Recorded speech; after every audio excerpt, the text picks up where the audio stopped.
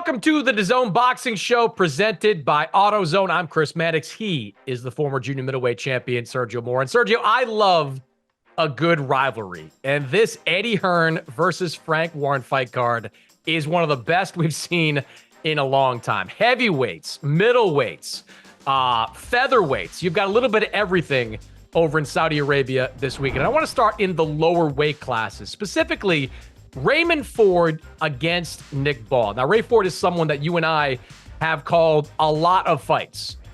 Some good, some bad over the past few years. Nick Ball, of course, we saw a very competitive fight with Nick against Ray Vargas his last time out. How do you see this matchup between Ford and Ball?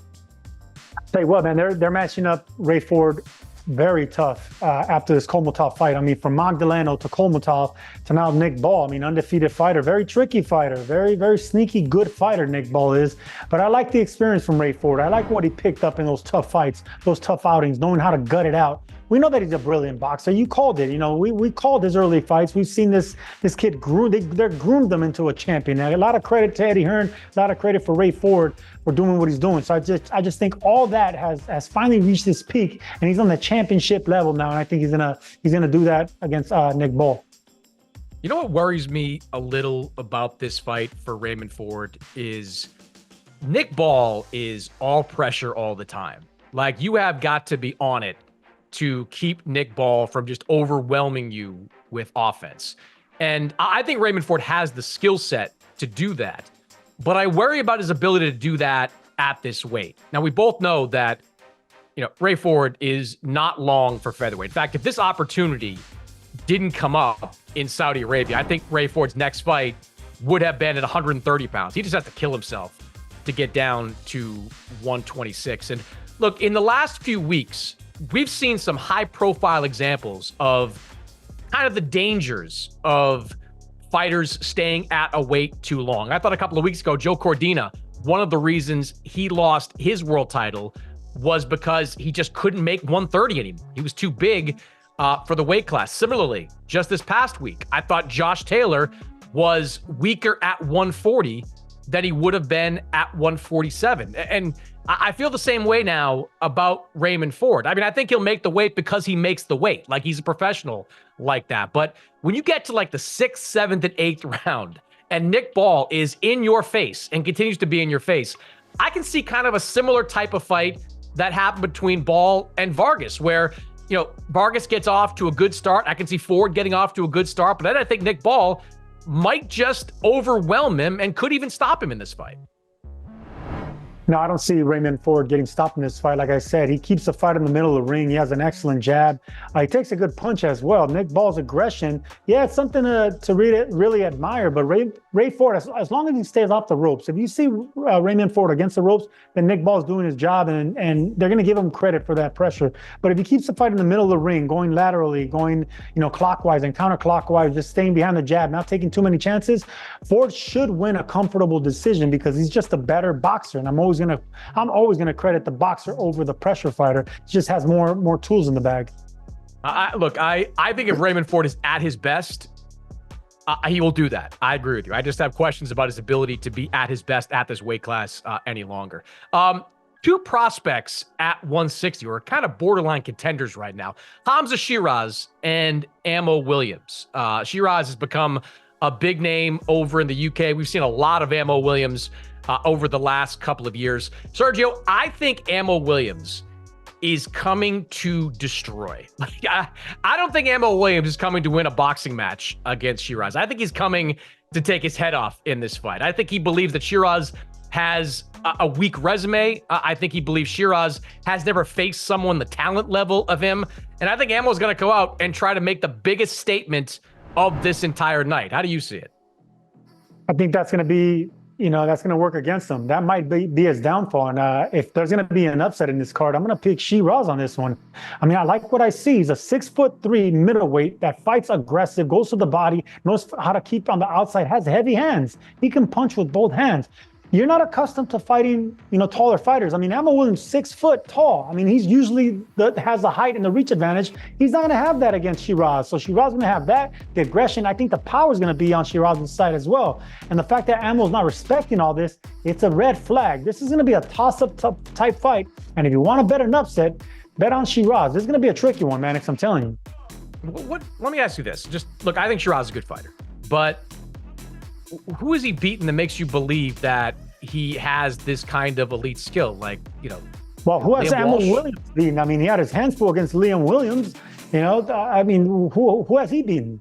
I think Ammo Williams had a great performance against Kieran Conway. He just absolutely blitzed Cordell Booker, a guy that I thought would last at least, into the second half of the fight against Williams. I just think Ammo's power is going to be a big factor in this. I think he is, you mentioned the height advantage. I don't think it's going to matter. I think Ammo is going to try to get on the inside and make this a fight in the phone booth. If it is a fight in the phone booth, I think he wins that type of fight. Well, we're going to find out. I mean, when I'm studying Shiraz, and I just think he likes fighters like Ammo coming so aggressively. I think it's the opposite, Chris Mannix. I think if Ammo starts boxing and letting Shiraz come to him and then switching the script on him later in that fight and get aggressive, maybe. But if he starts off aggressive and he runs to a big shot by Shiraz, it might not go the distance, man. This is a 50-50 type fight. I mean, Ammo, I think the world of him. We've called a lot of his fights, but we have seen him get touched up. He is susceptible. And I just think, when you go against an unknown, where you're not really giving him the confidence, the respect that he deserves, when you get clipped by a guy like that, the other guy has nothing to lose. And Shiraz, this is his moment on a big stage. I get it, but it's Ammo Williams' moment too. And I think I would argue Ammo's got more power than Shiraz, on this level. Different type of power. It's a different type of power, but Shiraz has heavy hands. It's going to be a good fight. I want to see how Ammo's going to respond once he gets clipped. Both these guys are going to get clipped. So whoever takes a better shot is going to come down to that. Not the power, it's the chin resistance, the punch resistance.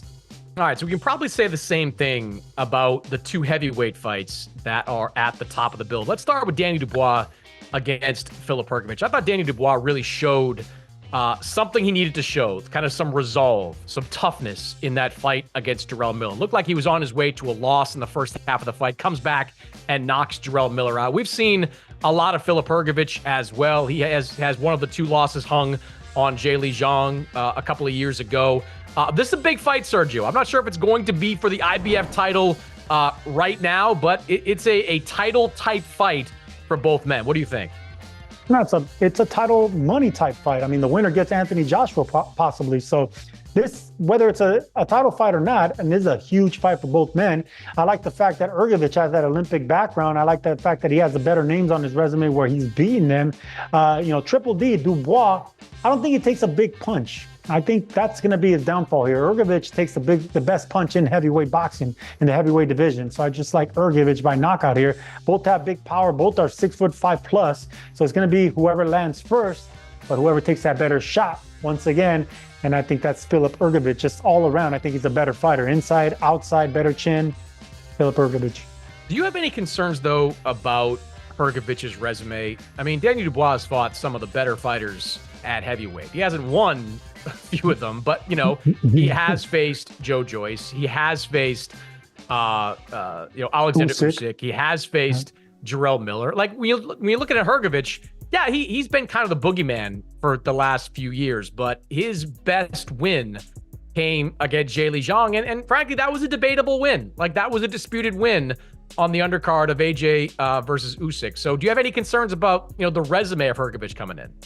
If he wasn't an Olympian, if he didn't have that medal hanging from his neck, then yes, I would be concerned. But he's had so many fights on the amateur level, and even as a professional, they've been moving him really fast. We've called a lot of his fights as well. From the time he was a stone man to El Animal, this man has well-rounded into a damn good fighter and a dangerous heavyweight. The reason he doesn't have the names, because the names don't want to face him. So he needs to knock down that door with a big win against Daniel Dubois, and I think he gets it. And fighters are going to have to look his way. Yeah, maybe I've just got a little bit of whiplash from watching the Mark Demori fight from back in December, because that didn't really show me anything from Filip Hrgović. We mentioned Li Zhang, and this is a great one at the top of the card. Li Zhang against Deontay Wilder. Sergio, I'm inclined to just let the judges know there that they can take the night off. We don't need to see 3 judges sitting ringside, because those 3 judges, in all likelihood, are not going to matter in this fight. You're talking about 2 guys who are well past their prime, who are both coming off losses, but both have concussive power. Zhang has it in both hands. Mostly, though, I think in that straight left of his, that's the best shot. And we know Deontay Wilder's piston rod right hand is still one of those dangerous punches in all of boxing. But these guys do have questions about them. Like, Wilder looked terrible against Joseph Parker. Absolutely terrible. Zhang didn't look much better, but he did knock Parker down a couple of times in that fight. So we know that the power is still there. What do you think of this fight? Like, who has more questions surrounding them going into it? Deontay Wilder has more questions because he's already been, stopped. He's been through some, devastating physical fights. And that's the reason he's moving so much now against Joseph Parker. He's not a boxer. We know what Deontay Wilder is. He's a 1-2 sledgehammer right hand. But now Malik Scott has him moving and trying to box and use his legs. He has very skinny legs, and he can't be carrying, those 230 pounds all around the ring for 12 rounds. He's not a boxer. This man is a vicious right-hand puncher, but he's straying away from that because he's older now, and he's already got touched up, so he's trying to delay his career, and he's trying to fight like the older veteran. So what is Sergio? What does he do? Like, what does he do in a fight like this? Because I don't know what their official weights are as we're sitting here, but he's probably going to give up like 60 plus pounds against Zhang Zhang. I'm not sure he can walk him down in the way he's walked other fighters down. He's not going to walk down Zhang, and I think Zhang takes a better punch, but I think Wilder has a better right hand. Well, Wilder's the orthodox fighter, and that's what he's going to need against a southpaw, a straight right hand. So if you see Wilder sticking and moving, he's not going to win this fight. If you see him trying to hook with a better hooker in Zhang, he's going to get knocked out. 1s and 2s. If you're Deontay Wilder, just pepper him with that jab, take it downstairs, and try to line it up straight down the pipe. It's going to be nice and simple for the Bronze Bomber. Look for that right hand. Don't try to do anything special. If he tries to get cute in there and tries to box, Zhang's going to stop him. All right, so this is Matchroom versus Queensberry. We know what the card looks like, Sergio. So, final prediction. Who are you taking? Frank Warren or Eddie Hearn? Come on, man. I got to go with Eddie Hearn. If you want to earn, you got to go with Hearn. So I just like Matchroom, the way they move their fighters. I really like Eddie Hearn over Frank Warren on this one. I think everyone's earning on this card, but I'm actually going to go with Frank Warren because I think it's going to be tied when we get to that final fight. And you and I both like Zhang to beat Deontay Wilder. Mm-hmm. And if that's the case, I think Zhang gives Frank Warren and Queensberry the win in this grudge match over Eddie Hearn.